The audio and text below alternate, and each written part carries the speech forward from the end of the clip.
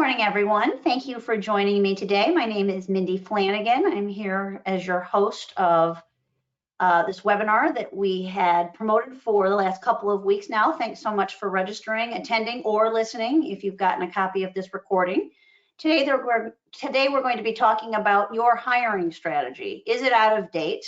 And our theme this month, our rallying cry this month is instead of fear the change, drive the change. And we thought talking about your hiring strategy, what we've learned, what we can reflect on, tips we can offer, would be helpful for many of you. Because what it really comes down to is, do you have a documented hiring strategy?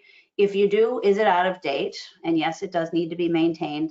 And what thoughts and advice could we offer to help you advance that document into something that is meaningful for you, your HR role or your administrative role and the organization you're working for.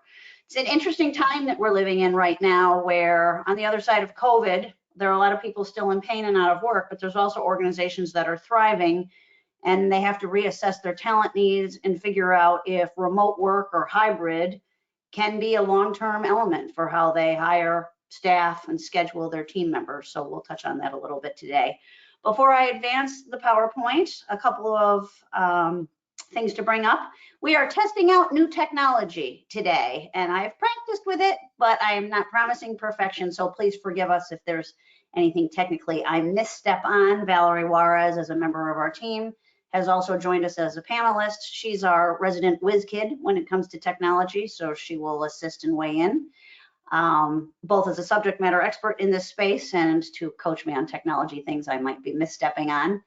And then the other thing I wanted to remind you of, it was a message I embedded in the invitation for the webinar itself. Please pull out your smartphone, and while I'm going through the overview, open a browser window on your smartphone and type in Kahoot, KAHOOT.IT. We're going to play a little 5-question game that is related to this overall material to get you a little bit more engaged and thoughtful about what we're covering today. What we're going to be going over is our new reality. It's what I just touched on. The other side of COVID, what now? How is our business impacted? What are our business plans for the future? And what does that mean for a documented hiring strategy? And then a documented hiring strategy should morph into an annual hiring plan, particularly if you are in growth mode. And that hiring plan tends to, when effective, align with your overall strategy, which rolls up to what the business has planned for the next 12 months, for the next 5 years, whatever way the current organization you are aligned with or working with plans out how they want to grow and milestones and goals they want to hit. 9 times out of 10, that affects staffing. So it begs the question, what is your hiring plan that goes along with the business plan? We'll talk about some cautionary tales, some pitfalls to avoid, and then at the end, as there's time, we'll field some questions and I'll provide some answers as time allows. Here's now where I'm going to attempt to pause sharing the screen. And I'm going to pause here, get out of, well, it's not working. I can't escape out of the presentation, WizKid. Here's our first challenge. Yes, you are. Yes, you are. You are friendly. Oh. Yep, when I'm in presentation mode in GoToWebinar, it will not let me toggle out of PowerPoint and over to the Kahoot. And I certainly don't want to stop sharing. Any advice? At this moment, let's go ahead and just continue with the presentation. We can ask some questions from the Kahoot out loud.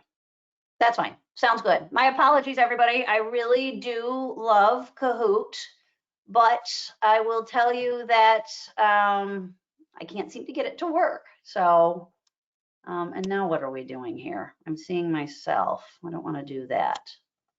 Let's do that. Val, can you still see my screen? Yes. Everybody can still see the screen? Yes.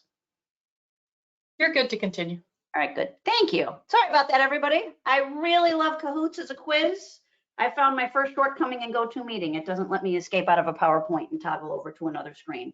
I'm sure Stephen, our marketing expert, will give me advice on that. So let's jump forward. Without the game, you can put your smartphone away and talk a little bit about our new reality. We are into what's called back to business mode. Everybody's excited that COVID is increasingly an afterthought in many parts of the country. And how do we all get back on track? Well, first and foremost, I'd like the CDC to stop alarming everybody with all their different pieces of advice, but that's my own personal preference. Back to business, what that really means for us is who needs to come back to the office? How has our scheduling changed? Was anyone working part-time that now needs to come back to full-time? And do people want to continue to work remote, and can we make that work for them? These are all part of our new reality and then some. On top of that, we do have a healthy rebounding economy in many different industries. And regardless of how we staff and hire people, now we might need to hire more people. And our new reality is, do they need to be in the office or can they be remote? And if they want to be remote, does that mean that we're going to hire top talent from other states? And once we hire top talent in other states, what does that mean for our operational requirements, be it state labor laws, payroll tax, you name it. There's all kinds of considerations when you expand out to other states. But the big takeaway I wanted to get you to pay attention to right now is the talent war is on. We talked a lot about the talent war years ago, particularly during the dot-com era back in the early 2000s. Whenever the economy is healthy, the talent war is on. But there's something different about the talent war right now. And some of the things I've learned just from my own feedback from recruiters, my own staff, our clients, those employees that you reluctantly maybe allowed to work remote during COVID, a lot of them really liked it. And they may have been perfectly happy working for your organization before COVID hit. Then they got a flavor for working remote, and they found they had more time to concentrate, better work-life balance, more control of their schedule, a higher level of autonomy. And if they prove to be successful during that period of time, and now you're asking them to come back to the office, they might be taking those recruiter calls a little bit more often than they used to, or they might be looking at job postings on Indeed a little bit more often than they used to. Because if you aren't able to offer them remote and they'd like that as some element of their job, these other opportunities start to look a little bit more appealing. On top of that, when we have a rebounding economy and the talent war is going on, and you've got top talent in your organization, they may decide at some point that for the entire package of the job, the benefits, the compensation, whether or not you're going to allow them to work remote, your culture, they may see a greener pasture somewhere else. Money is not a primary driver for a lot of people, but it will certainly get people's attention if they start taking recruiter calls or start looking at Indeed posts. So basically with the talent war, it's those who were once happy might be looking now because of change of perspective and that dynamic related to remote work. The spotlight is majorly on remote right now. Recruiters all over the country are telling their clients looking for talent, can this job be remote? Because if it is, I'm going to have an easier time finding candidates for you. And flexibility is really what the big ask for. Not everybody is looking to work remote 100% of the time.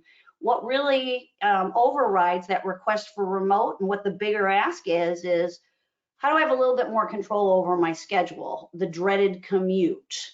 What things could I tackle at night at home with this position so I can go to my kid's baseball game at 3 p.m. every Tuesday and Thursday? Flexibility is increasingly the big ask. And if you want to win in the talent war, it's time to start reflecting on whether or not you can be a little bit more flexible as a workplace. So once you acknowledge that the talent war is on and you understand that you need to do some hiring, then what comes from that is how are we going to devise a strategy? Merriam-Webster tells me that strategy means the art of devising or employee plans towards a goal, a specific goal. So you have to step back and say to yourself, what does the best possible result look like for filling this position or filling all of these positions in front of me? And I would encourage you, for the sake of alignment, efficiency, and everything being organized with everybody knowing what's expected of them, that when you reflect on a hiring strategy, you do your best to tie that strategy to the documented needs of the business. And that, of course, would be the business plan. Then say to yourself, what are our needs? And try and write them all down, whiteboard them out, collaborate with other hiring managers, but lay all the cards on the table. What are our needs for the entire company? And then perhaps tackle it per department or per functional area. Then beyond that collaboration, really start to brainstorm with other people who are in the know, current employees, current department heads, current hiring managers. Where are the gaps? You may think right now that you have current job descriptions, and maybe they are current, but I don't see a lot of current job descriptions, to be honest. And the reason I see that is because I think a lot of people think that job descriptions, there's some sort of mysterious finish line with job descriptions. There's not. Unless the business is stagnant and not growing, the job descriptions don't stay stagnant. So they need to be updated regularly. Hiring manager preferences change. How work gets done changed. How the business grows changed. Maybe the business expands into another subject area of expertise or a product or service offering. Things like this affect whether or not a job description is current. Plus, a business learns over time that what we thought were the required skills of the job, we've learned from some hiring missteps. We need to do better at that in terms of the next people we hire, in terms of their experience, their skills and abilities. So talking about whether or not those job descriptions are current and where the gaps are with current staff, or where you've made some missteps in the past to talk about what are our gaps, those documented gaps in experience, knowledge, skills, and abilities that we need to iron out and put those in the spotlight when it comes to documenting a hiring strategy. And then from there, you're going to have an awful lot of information floating around on a whiteboard or somewhere else. Now work to prioritize. And prioritize means which position is most critical to fill now versus the ones that would be nice to fill now, but they can actually wait. So you can really dedicate efforts to filling the most critical open roles first, and then work on the others as you progress through your plan. So once you know your strategy, now you can document a hiring plan. We love doing this as an organization because we find it to be a useful piece of what we call human resource management infrastructure for our clients. We talk about your HR infrastructure as a whole, getting it all aligned and meaningful, sensible, so it can be read and referred to by employees. But in the case of a hiring plan, we would want it to be read and referred to by people who have the most influence over making hiring decisions. And that, of course, would be HR and department heads or hiring managers themselves. So when you're talking about documenting a hiring plan, some of the the most important elements to consider are: what does your org chart look like? Are your job descriptions current? And I talked earlier about knowledge, skills, and abilities gaps.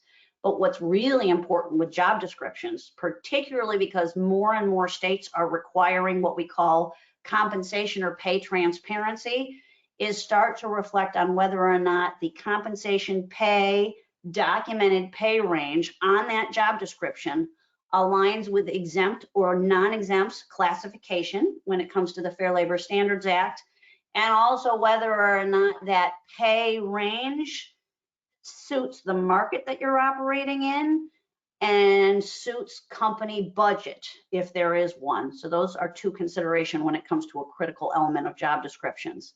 I encourage you not to hire without understanding the pay parameters of hiring somebody, because that all plays into what kind of offer will we make them, will they accept it, and where does this fall in terms of that range of pay, so that we can move forward with credibility in pay transparency and fairness company-wide.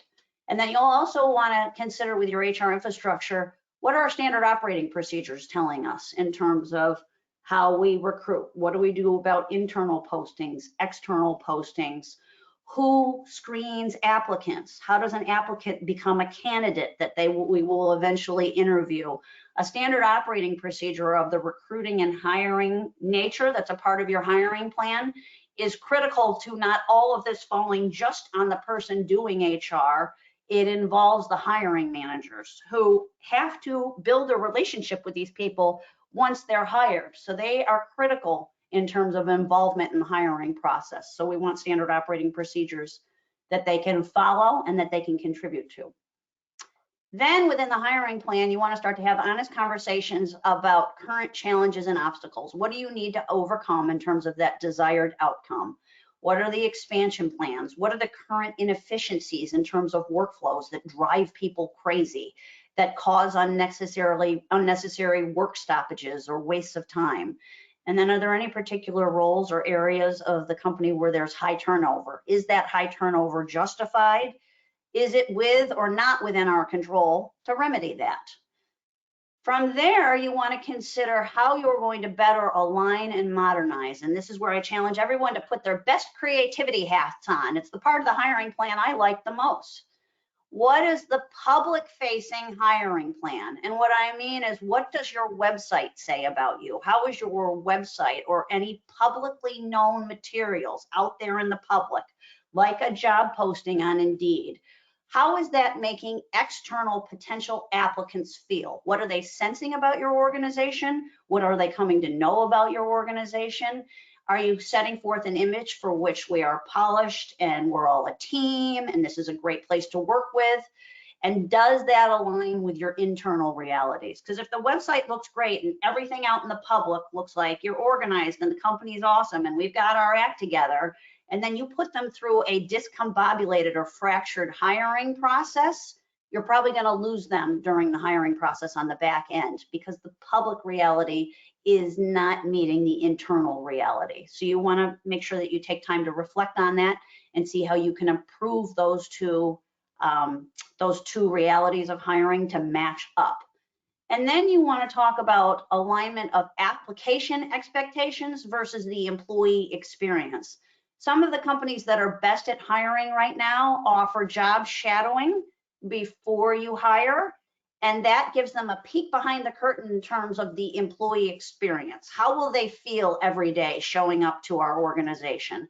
That's always something very creative that we see work well for many organizations, because nobody wants to really lose an employee in the first 90 days of hire when we've just spent all that time trying to attract them and get them onboarded successfully. So the reality of the employee experience can actually be a quite effective part of your overall hiring plan and strategy.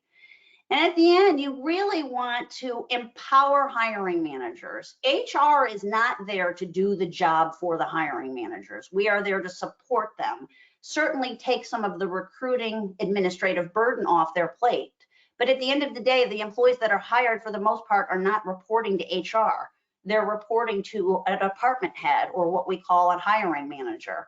So we need them to be able to understand and follow standard operating procedures, checklists, and certainly at some point you need to make sure that they are trained on how to effectively interview people, how to not say discriminatory things during the interview process. What else are the knowledge gaps when it comes to hiring and onboarding new employees for the people that are involved in hiring and then holding those employees accountable for a high level of performance every day? Where are the training gaps there, particularly when it comes to recruiting and hiring, that you know perhaps some of your greener managers might be in need of? So that is also an important element of documenting a hiring plan to move the organization forward.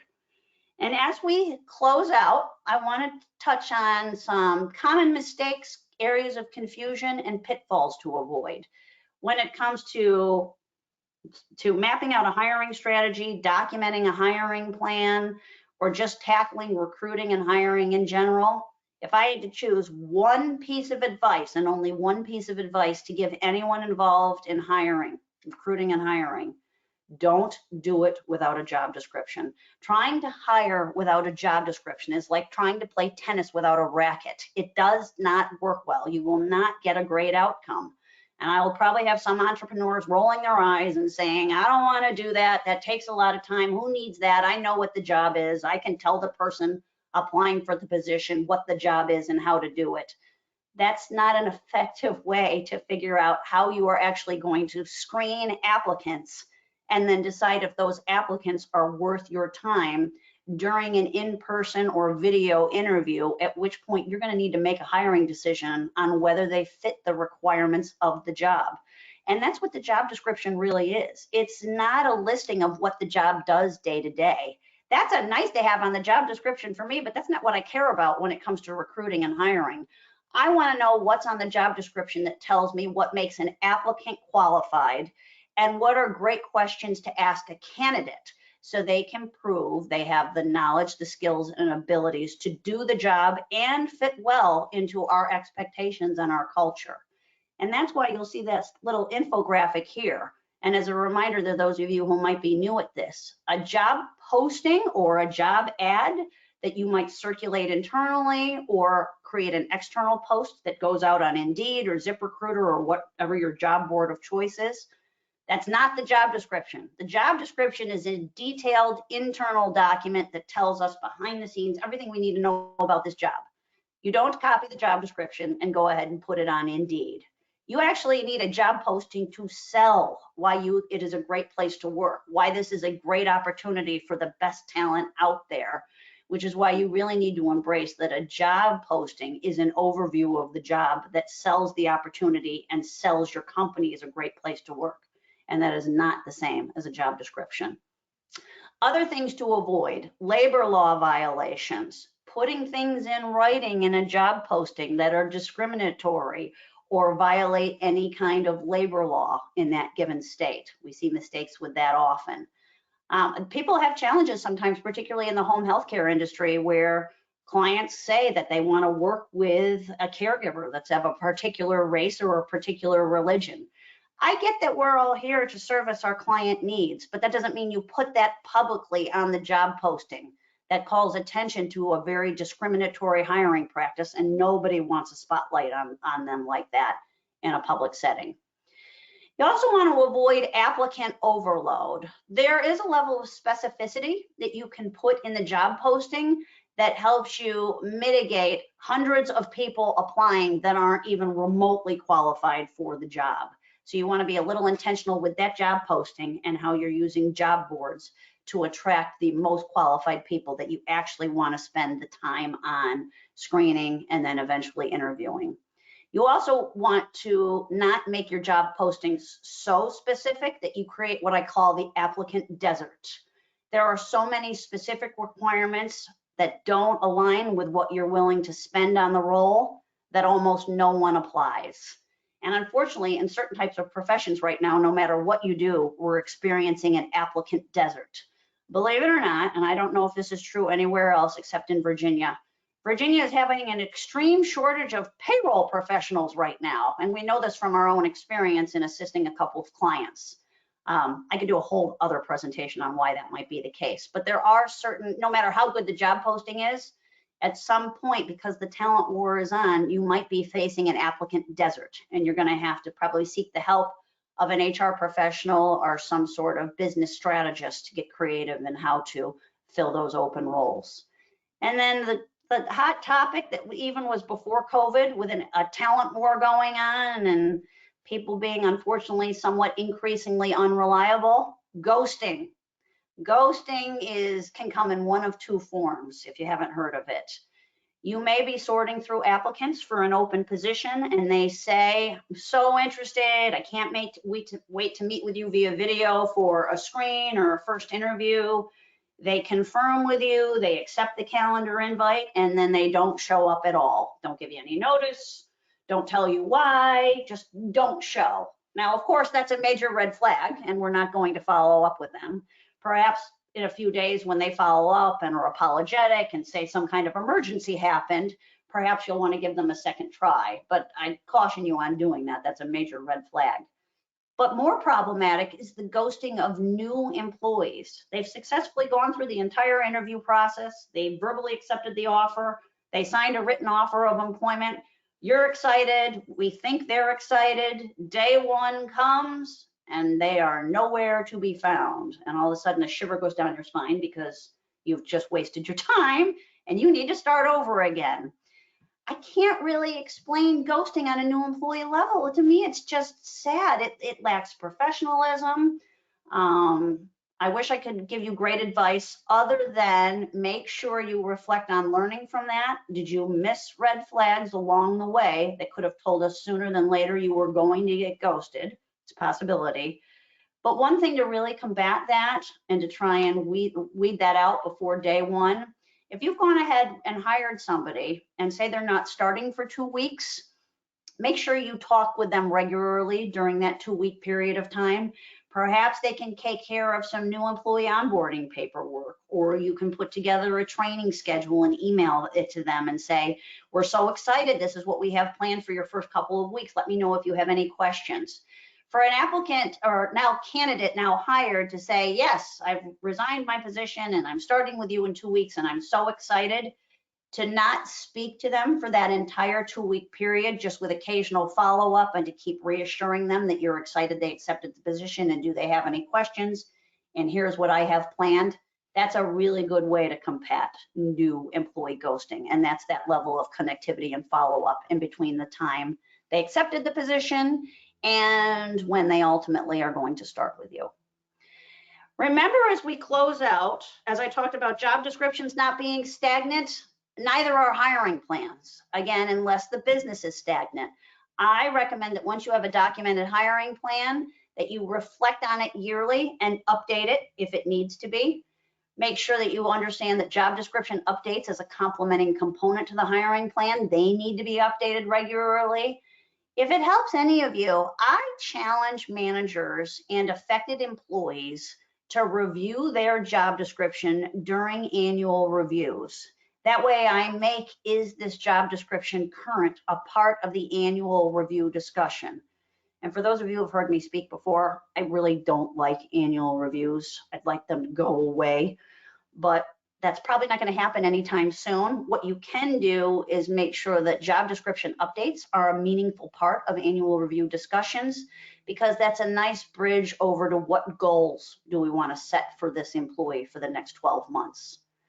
You want to sit on in, as I call it, expansion planning meetings. If you are an administrator or somebody internally responsible for HR at some level, I wonder if you feel like you've gotten a seat at the planning table. It's a tall ask. I've worked in small business environments enough to know that sometimes the CEO and the COO and everybody in the C-suite plans things without telling everybody else.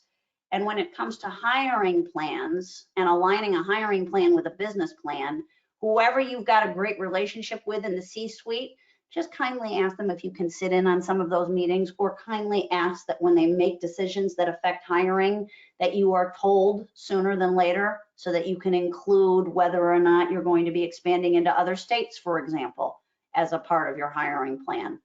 Continue to be the culture champion. I mean, I could talk a lot about systems and processes and HR infrastructure, but what it comes down to in any kind of HR capacity is, what are we putting to paper that champions how we want people to feel about working here?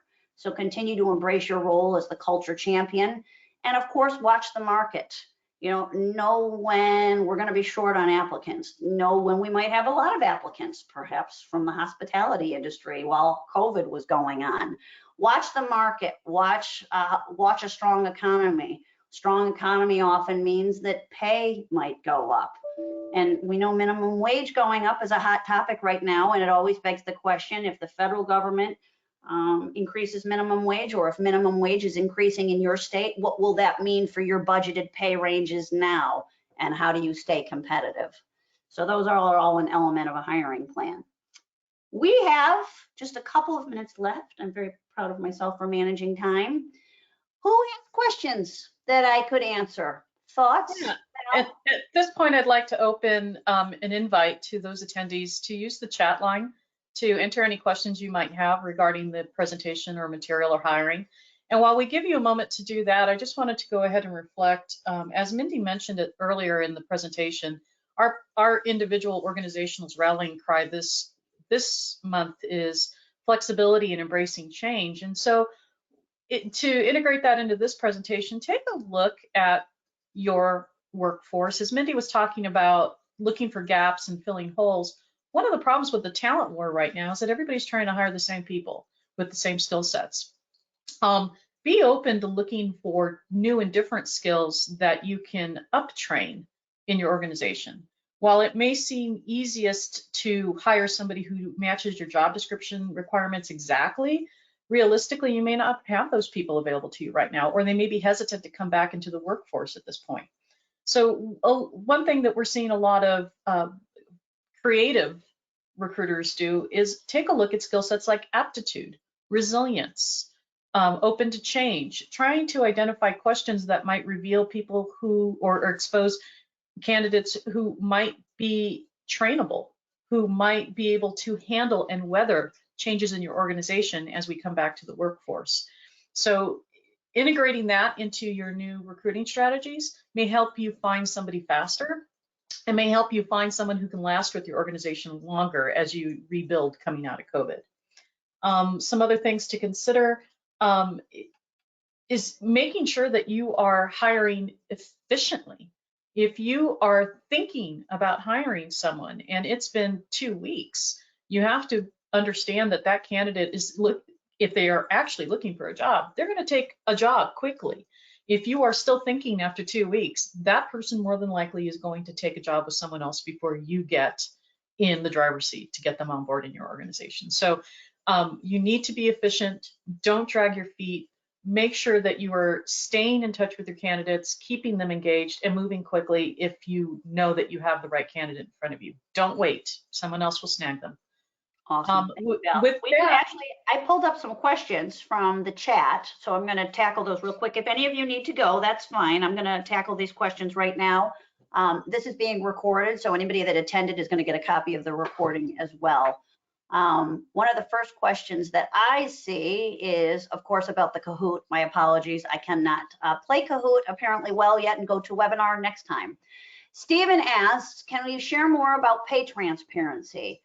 Is this mandated at the state level? Generally speaking, Stephen, without getting too far into the weeds, I can't say the majority of states, but many states have passed pay transparency laws more related to you can't ask a candidate when you're interviewing them what their pay history is or what they currently make as an element of what you are going to offer them in your position. Val, you want to share more? Yeah. I'm just a big fan of pay transparency on job descriptions for the sake of a company showing everyone that we know what this job is worth, it aligns with our budget, and we make hiring decisions with pay according to where it makes sense in terms of that candidate's experience, skills, and abilities at the time we make the offer. There's a lot of conversation right now about gender inequity when it comes to pay, and the higher level of pay transparency you have in an organization, the more you can stamp those inequity concerns out. Right, and that's what's happening at the state level. States are looking at pay, gender inequality, different types of inequality in the hiring process to eliminate hiring biases.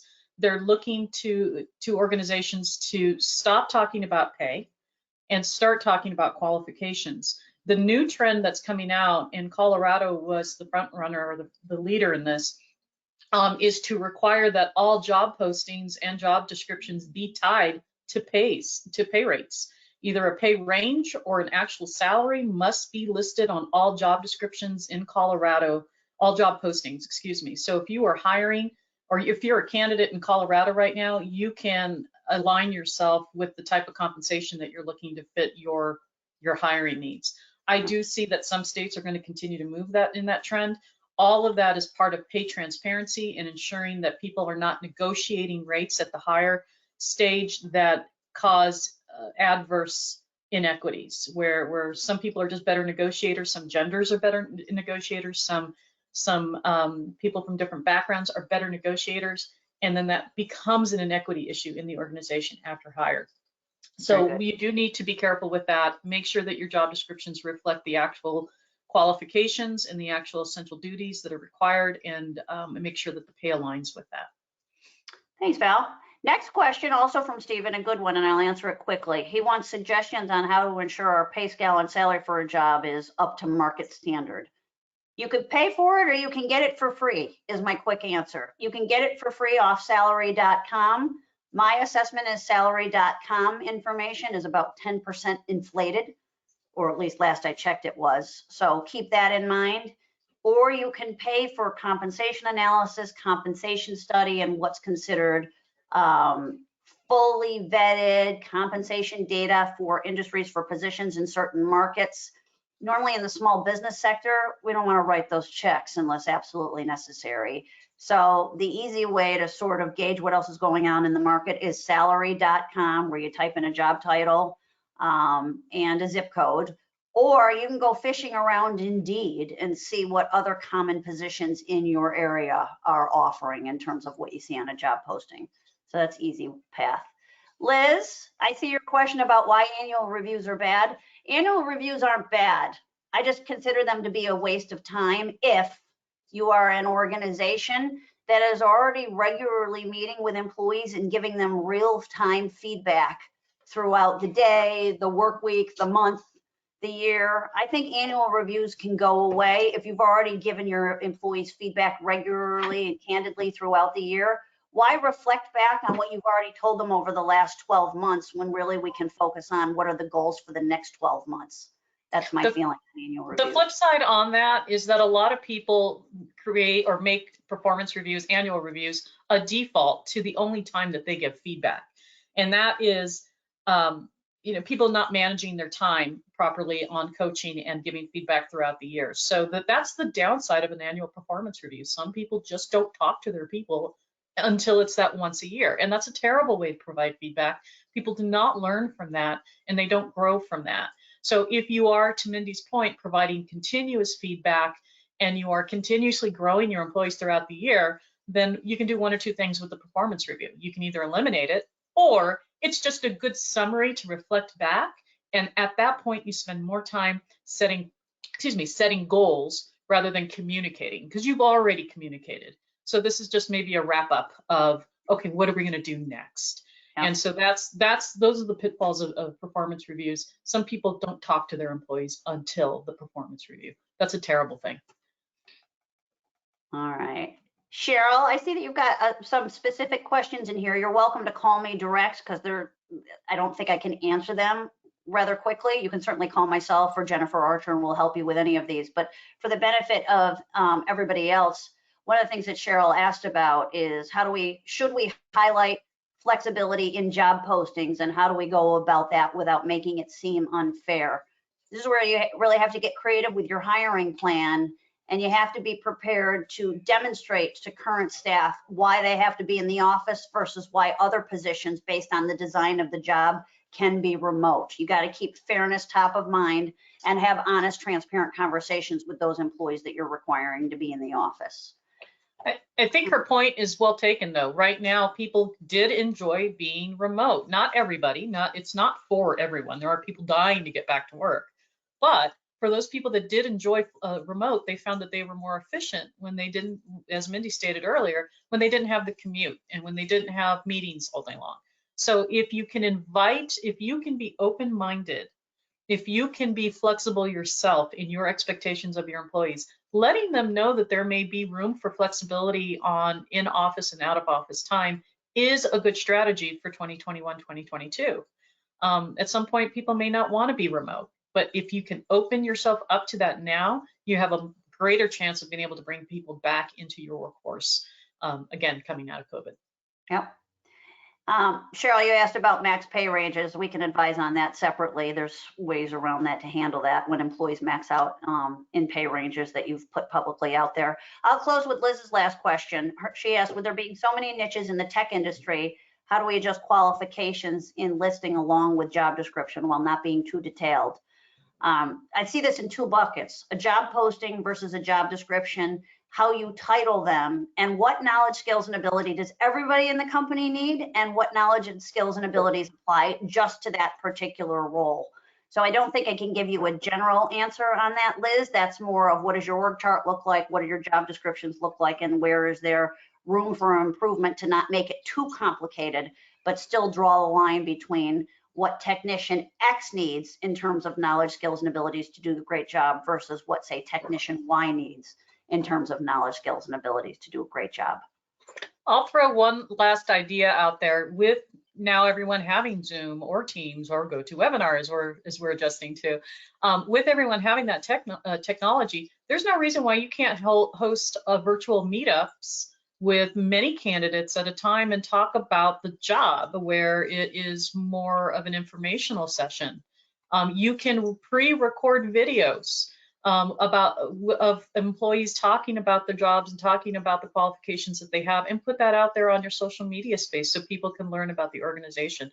There are creative ways for you to communicate qualifications without having a 15-page job ad. So a link to a URL with a video that talks about the positions is a great way to save money, because you can do that for free on YouTube, and save money in the job ad with a link to the URL. So just a quick, be creative, be innovative idea on how do I get more information out there without paying by the line or too long of an ad. All right, we've gone 10 minutes over. I have enjoyed my time. For those of you that hung in there, I appreciate it. I appreciate your attendance and your interest. And as soon as we get this exported over into a recorded file, it will be emailed to all of you that attended and also people who registered but did not have time to make it today.